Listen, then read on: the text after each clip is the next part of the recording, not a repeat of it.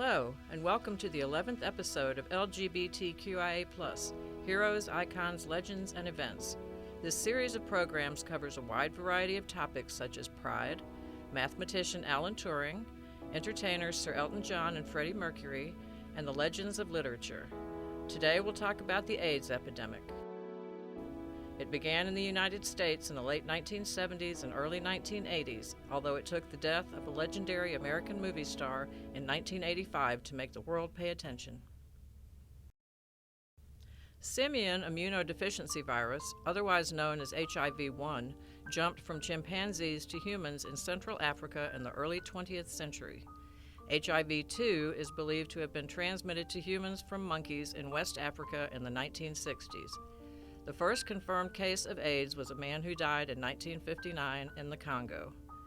HIV-1 arrived in the Americas in the late 1960s. A large number of Haitians lived and worked in the Congo at this time, and most likely some of them carried the virus back to Haiti. Grete Rask, a Danish physician who set up her own hospital in the Congo and practiced there for years, became ill in late 1974. She suffered swollen glands, fatigue, and a seriously weakened immune system. She died of pneumonia on December 12, 1977. 10 years after her death, it was discovered that she had been infected with HIV. She was one of the first non-Africans known to have died of AIDS-related illness. In April 1980, the Center for Disease Control, or the CDC, got a report on a gay man living in San Francisco named Ken Horn, who was suffering from Kaposi's sarcoma, an aggressive rare cancer linked to a weak immune system. Ken Horn died on November 30, 1981. He was identified as the first American to die of AIDS. The New York Times published an article on May 11, 1982, titled, "New Homosexual Disorder Worries Health Officials," and it introduced the term Gay-Related Immune Deficiency, or GRID. The article was partly responsible for the widespread misconception that AIDS affected only gay men. The CDC coined the term AIDS in September 1982. The agency defined the disease as acquired immune deficiency syndrome, quote, "a disease at least moderately predictive of a defect in cell-mediated immunity occurring in a person with no known cause for diminished resistance to that disease." Ward 86 at San Francisco General Hospital opened on January 1, 1983, and was the first outpatient clinic dedicated to AIDS patients. It set the standard for providing medical care and resources. Ward 86 was the model for other clinics in the United States and around the world. On January 7, 1983, the CDC reported the first cases of female AIDS patients. The CDC reported on March 4, 1983, that AIDS patients were primarily, quote, "gay men with multiple sexual partners, people who inject drugs, Haitians, and people with hemophilia." Dr. Françoise Barré-Sinoussi and her colleagues at the Pasteur Institute in France discovered the retrovirus believed to be the cause of AIDS in May 1983. Later, in 2008, Dr. Barré-Sinoussi and her colleague, Dr. Luc Montagnier, shared the Nobel Prize in Medicine for this discovery. On June 12, 1983, 11 AIDS-positive gay men took the stage at the National AIDS Forum in Denver, Colorado. They laid out the Denver principles to assert the rights of people with AIDS. They asked for protection from discrimination, for respect and dignity, and to have a voice in AIDS research and treatment. They also wanted to change the term AIDS victims to people with AIDS. The CDC reported on September 9, 1983, that AIDS could not be transmitted by casual contact, water, food, and air. In November 1983, the World Health Organization held its first meeting about AIDS. In April 1984, the U.S. Department of Health and Human Services reported the discovery of the retrovirus they called HTLV-3, the cause of AIDS. The HHS also announced that a blood test was being developed and that a vaccine could be possible within a few years. In March 1985, the FDA introduced the first blood test, and blood banks began testing the country's blood supply.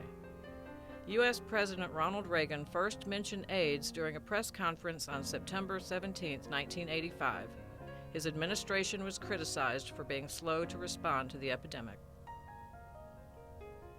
On May 1, 1986, the International Committee on the Taxonomy of Viruses, or the ICTV, officially named the virus as Human Immunodeficiency Virus, or HIV. In February 1987, activist Cleve Jones created the first panel of the AIDS Memorial Quilt.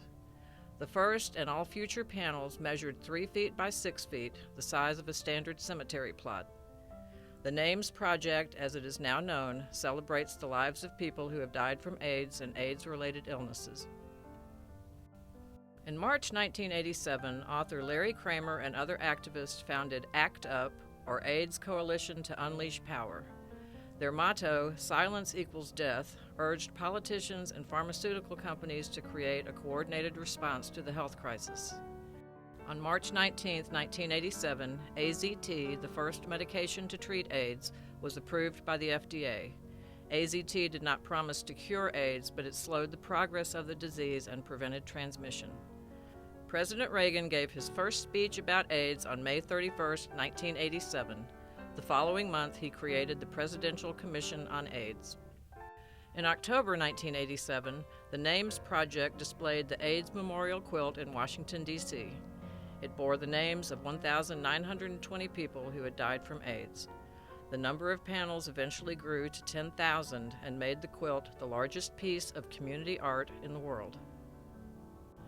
Journalist Randy Schultz published And the Band Played On in November 1987.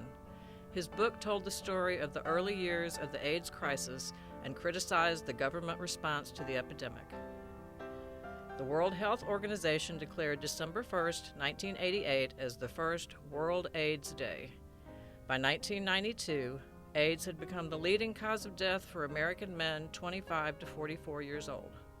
By 1994, AIDS was the leading cause of death for all Americans 25 to 44 years old. On February 17, 1994, journalist Randy Schultz died of an AIDS-related illness.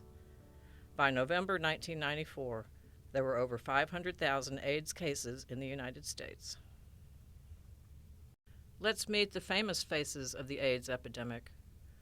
American movie and TV star Rock Hudson announced on July 25, 1985, that he had been diagnosed with AIDS.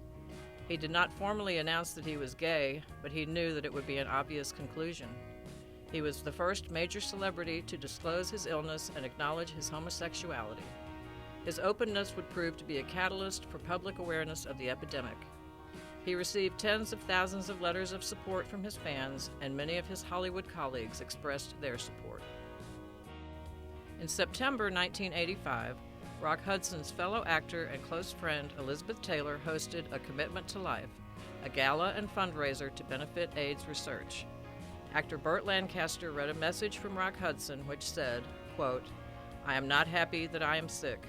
I am not happy that I have AIDS. But if that is helping others, I can at least know that my own misfortune has had some positive worth. Thank you, Elizabeth. Thank you to all of my friends who are attending this evening and to the thousands who have sent their prayers, thoughts, love, wishes, and support." The event raised more than $1 million for AIDS Project Los Angeles. Rock Hudson died of AIDS-related complications at his Los Angeles home on October 2, 1985, at age 59. Legendary musician, singer, and actor Liberace was secretly diagnosed with AIDS in August 1985, but he publicly denied being gay. His costumes, jewelry, and stage sets were obviously flamboyant, but he was afraid that coming out as gay would alienate his audience. Liberace died of pneumonia at age 67 on February 4, 1987. At first, his death was attributed to anemia from a watermelon diet, and then emphysema and heart disease. An autopsy revealed that he did suffer from emphysema and heart disease, but that his death was caused by AIDS-related pneumonia. Indiana teenager Ryan White contracted AIDS from a blood treatment in December 1984. He was diagnosed at age 13 and was told he had 6 months to live. He was barred from attending school because of his illness. His family filed a lawsuit against the Kokomo school system and won. Even after winning the lawsuit, the whites were shunned by their friends and neighbors, and they ended up moving to Cicero, Indiana, so that Ryan could attend school without fear of being bullied. Ryan became an advocate for AIDS research and education. He was befriended by many celebrities, including entertainers Elton John and Michael Jackson, Olympic gold medalist diver Greg Louganis, and President Ronald Reagan and First Lady Nancy Reagan. Ryan White died on April 8, 1990, just 1 month before his high school graduation. He had lived 5 years longer than his doctors had predicted. Elton John performed his song, Skyline Pigeon, at Ryan's funeral, and the service was attended by many celebrities, including Michael Jackson, Phil Donahue, Howie Long, Donald Trump, and Barbara Bush. Freddie Mercury, the beloved lead singer and songwriter for the British rock band Queen, announced on November 23, 1991, that he had been diagnosed with AIDS. Freddie was bisexual and had numerous affairs with men and women, but he never publicly came out. His message said, quote, "I wish to confirm that I have been tested HIV positive and have AIDS. I felt it correct to keep this information private to date to protect the privacy of those around me. However, the time has come now for my friends and fans around the world to know the truth, and I hope that everyone will join with my doctors and all those worldwide in the fight against this terrible disease." Freddie Mercury died the next day of AIDS-related bronchial pneumonia at age 45.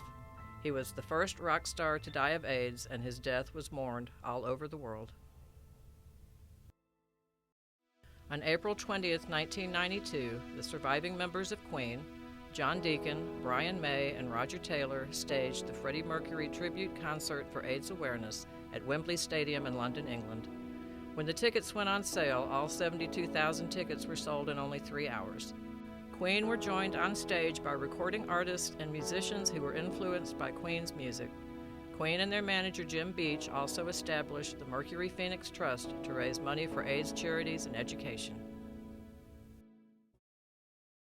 American tennis champion Arthur Ashe, the only African-American man to win the singles title at Wimbledon, the U.S. Open, and the Australian Open, announced his AIDS diagnosis on April 8, 1992. It was believed that he contracted the disease from a blood transfusion during heart surgery. He at first decided to keep his illness private for his family's sake. A reporter for the USA Today newspaper heard that Arthur was ill and called him to confirm the story. In an effort to preempt the newspaper's plans to publish the story, Arthur made his public announcement. Afterwards, hundreds of angry readers denounced USA Today for forcing Arthur Ashe to publicly confirm his illness. Arthur founded the Arthur Ashe Foundation for the Defeat of AIDS to raise awareness about the virus and the fact that everyone was at risk, not just homosexual and bisexual men and intravenous drug users. In a speech to the World Health Organization on World AIDS Day on December 1, 1992, he said, quote, "We want to be able to look back and say to all concerned that we did what we had to do, when we had to do it, and with all the resources required." Arthur Ashe died of AIDS-related pneumonia on February 6, 1993, at age 49. His friend Governor Douglas Wilder allowed his body to lie in state in the Virginia Governor's Mansion in Richmond. More than 5,000 people went there to pay their respects. Andrew Young delivered the eulogy at his funeral, which was attended by over 6,000 people. On June 20, 1993, he was posthumously awarded the Presidential Medal of Freedom by President Bill Clinton. Other celebrities have been more fortunate and are living with AIDS. Irvin "Magic" Johnson, one of the most famous American athletes, announced his positive diagnosis of AIDS in November 1991. He retired from basketball immediately. His diagnosis confirmed that straight people were also at risk for contracting AIDS. Olympic gold medalist diver Greg Louganis announced his AIDS diagnosis in February 1995, not long after coming out as gay. He was diagnosed 6 months before the 1988 Olympics. Since the beginning of the epidemic, almost 80 million people worldwide have been infected with HIV, and over 36 million people have died. As of 2020, more than 37 million people across the globe are currently infected. AIDS charities still continue their work in education and AIDS research. Some of the most prominent charities are AMFAR, the American Foundation for AIDS Research, which was founded in 1985 by Rock Hudson's friend, actress Elizabeth Taylor. An initial $250,000 in funding came from a bequest by Rock Hudson. The Elton John AIDS Foundation was established in 1992 in the United States and in 1993 in the United Kingdom. The Mercury Phoenix Trust was established by Queen and their manager Jim Beach in 1992. The Arthur Ashe Foundation for the Defeat of AIDS was founded by Arthur Ashe in 1995. To know more about the people and topics discussed in this presentation, go to our website, gwinnettpl.org, and check out the following suggested items. All That Heaven Allows, a biography of Rock Hudson by Mark Griffin. Arthur Ashe, A Life by Raymond Arsenault. Mercury, an intimate biography of Freddie Mercury by Leslie Ann Jones. Viral, The Fight Against AIDS in America by Ann Bossum. When Plague Strikes, The Black Death, Smallpox, AIDS by James Cross Giblin, and When We Rise, My Life in the Movement by Cleve Jones. Also, don't forget to visit our website's digital resources to discover Canopy, our streaming service. Canopy has a wide selection of films and documentaries about LGBTQIA+ topics. Thank you for watching.